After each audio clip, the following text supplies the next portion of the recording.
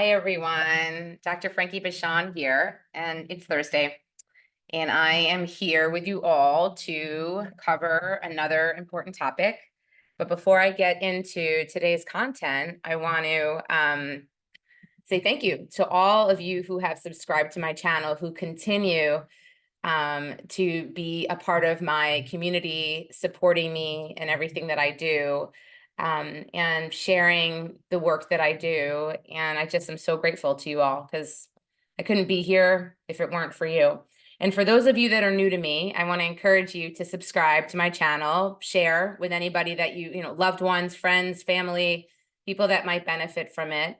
And if you want to learn more about me, I can just give you a brief snapshot. I'm a clinical psychologist. I have over 2 decades of experience. I'm a board certified sex therapist. I'm also the CEO and founder of Little Gay Book and Little Black Book Matchmaking. So if you are single, you should definitely get into our network. If you're queer, get into littlegaybook.com, that database. If you're looking to find a quality partner, somebody who's like-minded, somebody who has their shit together, like, all right, like it's hard to find people like that on dating apps, and it's getting harder and harder. So if you want to hire us to help you find an amazing partner, I would say get in there, fill out a profile, click. There's multiple buttons where you can get an appointment with someone from my team to learn more about the process and if you qualify, and if we can take you on as a client and help support you through the process. If you're straight, go to littleblackbookmatchmaking.com. And same thing applies there too. So yeah, thank you, everyone. I think I'm just about 17,000 subscribers. So looking forward to seeing if we can get that number to 18,000. I'll just keep plugging away and putting out content that is meaningful and helpful to you all. I just really listen to what you are asking for. And there's so many different topics that we need to consider and be aware of when engaging in interpersonal relationships. Like, we want to live healthier, happier lives. And part of that is knowing how to navigate relationships well, and also knowing how to take care of ourselves so that we can show up in our relationships in a really healthy way. And I am here to give you all the tools based on science, research. This is stuff that I have learned in the classroom over years. I continue to do continuing education as a practitioner.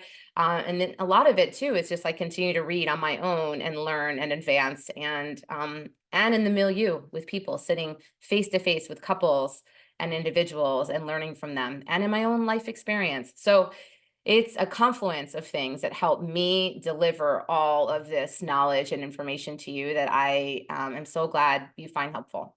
So today we are going to talk about 5 best hobbies to meet other lesbians.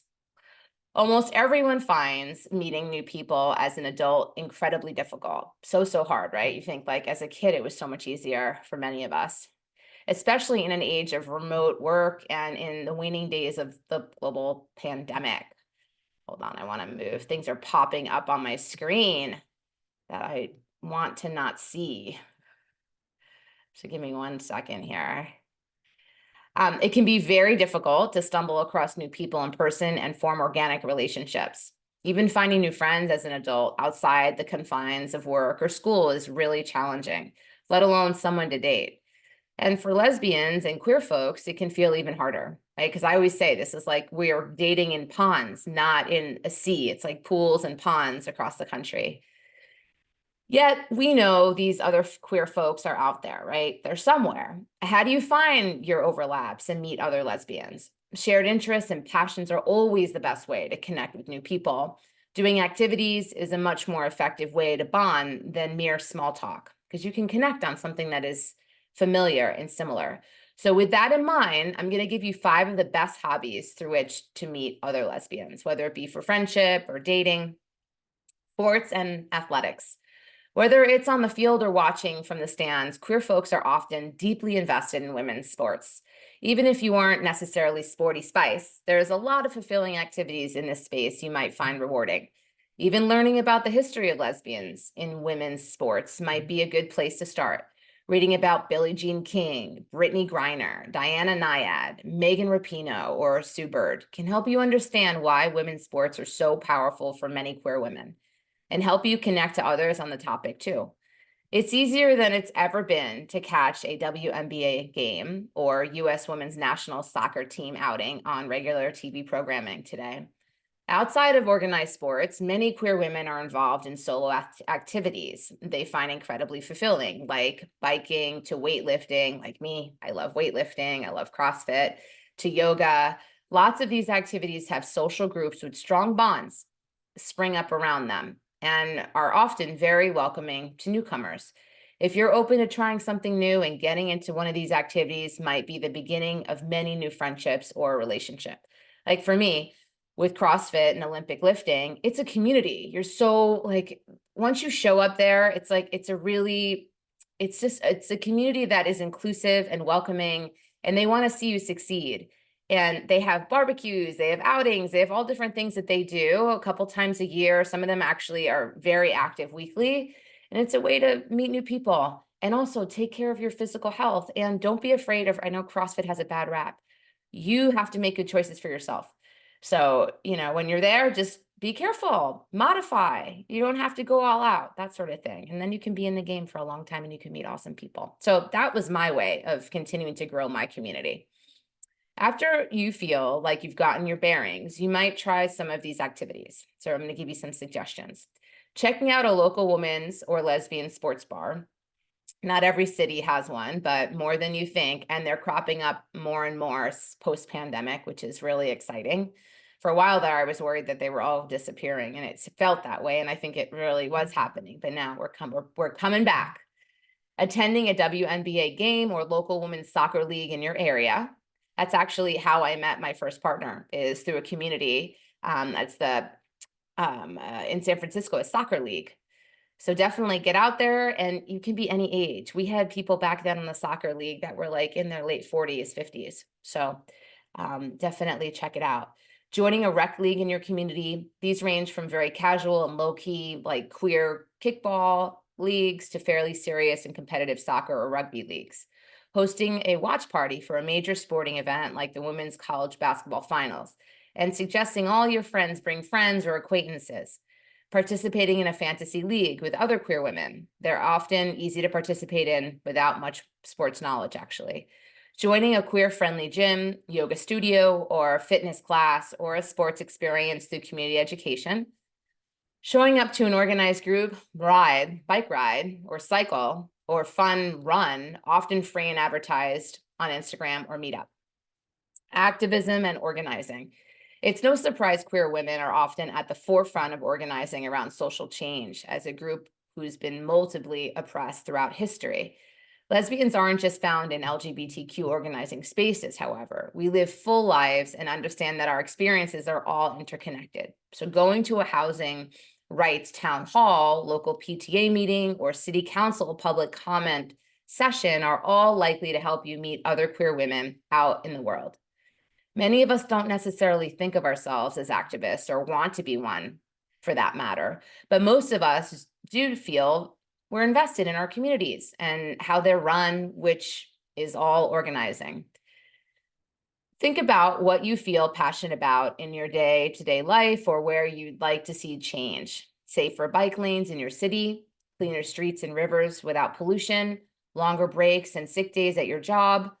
Odds are good there are other queer women who agree with you, right? Some of the places you could meet them are your local Friends of the Library organization, or attending a library board meeting open to the public, a city or town council meeting open to the public, local meetings organized around cleaning up parks or green spaces, bake sales or markets for a cause, protests, marches, or actions for causes you care about, a union meeting for your job or tenants union meeting for your place of residence, volunteering for the campaign of a candidate you support, knocking on doors or phone banking to get out the vote. Don't see the organizing space you'd like to be a part of? I haven't mentioned one that resonates for you. Consider being the one to start one, right? So you can always create one. Crafts and maker spaces. One loving stereotype of lesbians imagines us as crunchy homesteaders living off the land, making our own jam and preserves, foraging for flax to spin into linen for our clothes. While most of us do prefer living with electricity and running water, I know I certainly do, it's true that we're often crafty, resourceful, and self-sufficient. Think of the image of a handy butch wearing a tool belt and work boots. Many of us do, in fact, work in the trades or adjacent to them. Whether you're already adept at making chainsaw sculptures or you're thinking about getting your feet wet for the first time, I'm going to share some options you might consider checking out. A community ed class on woodworking, ceramics, and stained glass art, watercolor, hosting a wine and paint night, or air dried clay or jewelry making night, asking friends to bring friends. That's always really helpful. Taking a carpentry or home repair class at your local hardware store or Home Depot. Joining a community tool library or a maker space. Attending a maker or crafts fair. Outdoors and gardening. Many queer women feel a great kinship with nature and the outdoors.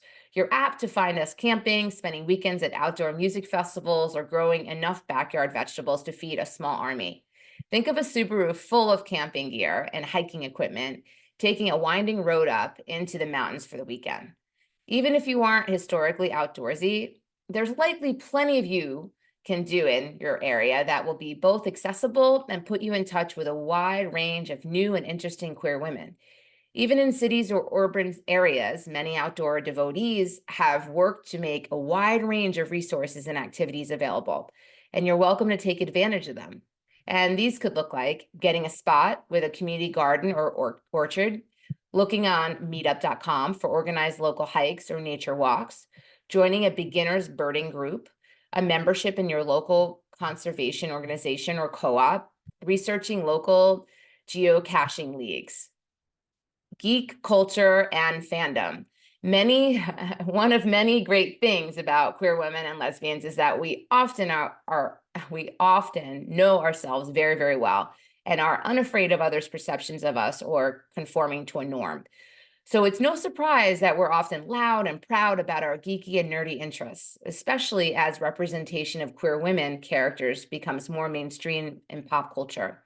Many queer women become deeply invested in their favorite pop culture properties and build deep friendships or even relationships with other women who are as well. Not sure how to get into fandom or what might be a fit for you? Although there are plenty of geek community experiences in real life, the internet is often a good place to start. Are there blogs, Discord communities, fandom Instagram accounts, or fan fiction groups dedicated to your favorite TV shows, video games, or books? Perhaps a hashtag on social media? When are people reading and writing about the cultural property you care about? Where are your people's watering holes? Once you find this, you can try attending watch parties in person or online for properties you care about, joining a Discord or subreddit for your interests and participating in those conversations, going to conventions like Comic-Con or Geek Fest, reading or writing fan fiction and following creators in the space of social media, trying out game nights in your area for board games or TTRPGs, looking on local message boards or social media for people looking to form gaming groups or play TTRPGs in person. There are several books I want to recommend for you all, and this will all be in the notes below. Strong Women, Deep Closets, Lesbians and Homophobia in Sport. Let This Radicalize You, Organizing and the Revolution of Reciprocal Care, The Making It Guide to Crafting, Surviving the Great Outdoors, Everything You Need to Know Before Heading into the Wild, and How to Get Back in One Piece, Geek Feminist Revolution. All right, everyone. So I hope you found this helpful. I know I get the question again and again and again over these years about how do I meet lesbians? Where can I find them? Where can I find like-minded women who have similar interests? And this is an all-encompassing, I have thrown in every single possibility. There's probably still some that we couldn't think of. So good luck and let us know how it goes. Post comments, questions. I like to answer them. And thank you all. Thank you so much for being here with me today. And I look forward to seeing you all next week. Kisses, hugs. See you later.